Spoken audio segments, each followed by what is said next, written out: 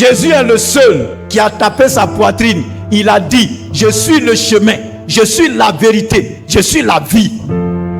Maintenant, toi, chrétien, tu ne peux pas dire à quelqu'un, il n'y a de salut en aucun autre, parce qu'il n'y a sous le ciel aucun autre nom qui a été donné parmi les hommes par lequel nous devions être sauvés. Ça veut dire que tu n'es pas un courageux, tu n'es pas disciple de Jésus-Christ. Les disciples de Jésus sont courageux. Le disciple confesse Christ. Le disciple courageux, il révèle Christ. Quel que soit ce qui va se passer autour, le disciple révèle Christ.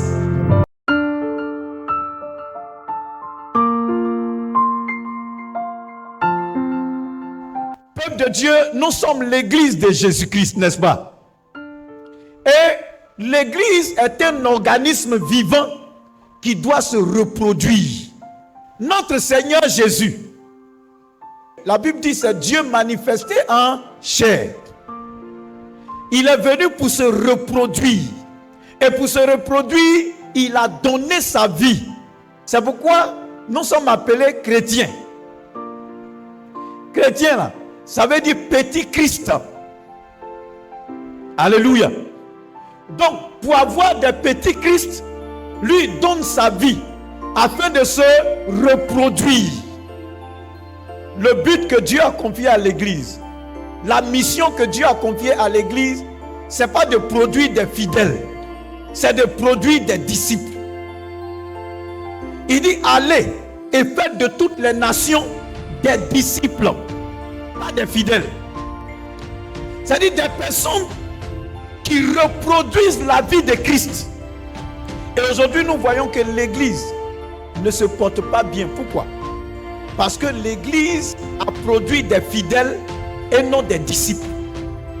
Donc, pour que la société se porte bien, il faut que l'église même soit guérie et que l'église soit composée de disciples. Il y a quelque chose que Jésus produit en nous. L'argent ne peut pas produire. Avion ne peut pas produire. L'or ne peut pas produire. Alléluia. Je ne suis pas en train de dire il faut être paresseux étant chrétien pour être pauvre. Ce n'est pas de ça que je parle. Mais quand tu marches avec le Seigneur te donne la paix que l'argent ne peut pas acheter. Donc l'église devait pouvoir impacter le monde. Aujourd'hui, c'est le monde qui nous impacte. Peuple de Dieu, nous devons retourner à la source. Et le disciple, c'est qui?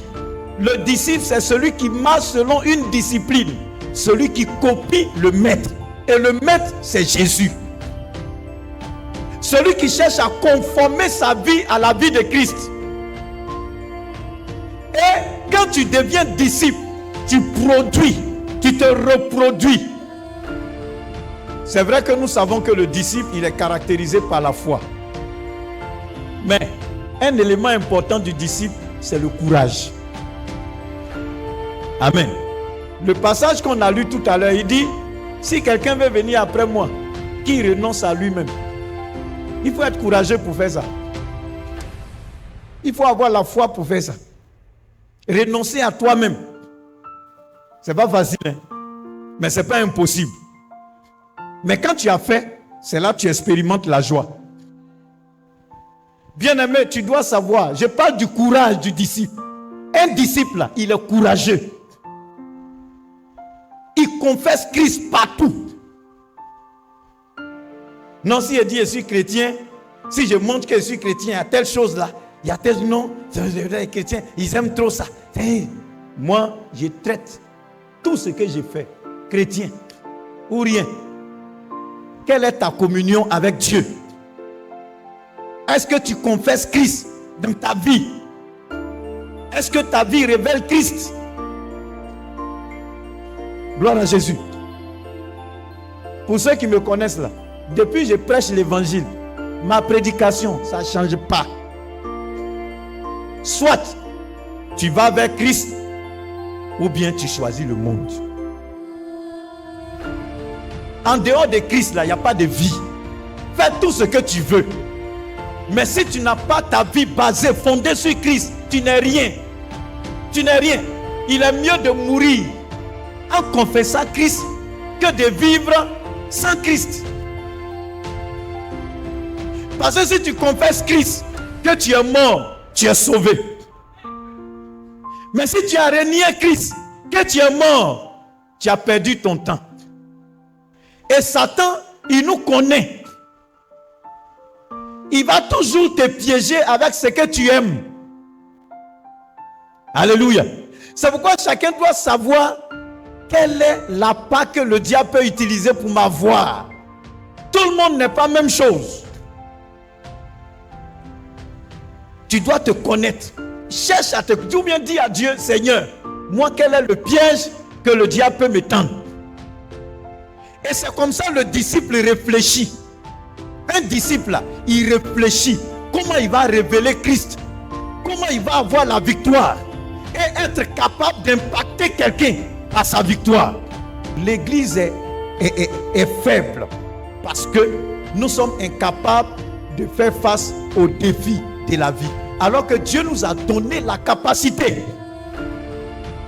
Mais puisque nous-mêmes, notre esprit est encore dans le monde, on n'est pas sorti du monde. Nous ne sommes pas l'image de Christ. Quelqu'un qui dit il est chrétien, il est incapable de dire il n'y a de salut en aucun autre. Acte 4, 12. Il n'y a de salut en aucun autre. Parce qu'il n'y a sous le ciel aucun autre nom qui a été donné parmi les hommes par lequel nous devions être sauvés. Chrétien ne peut pas dire ça. Si tu ne peux pas dire ça, tu n'es pas chrétien. Si tu ne peux pas dire ça, tu ne peux pas confesser ça, tu n'es pas chrétien. Non, nous tous on est la même chose, c'est le même Dieu, on n'adore pas le même Dieu. La Bible dit, il n'y a de salut en aucun autre. Jésus est le seul qui a dit, nul ne vient au Père que par moi. Jésus est le seul qui a tapé sa poitrine. Il a dit, je suis le chemin, je suis la vérité, je suis la vie.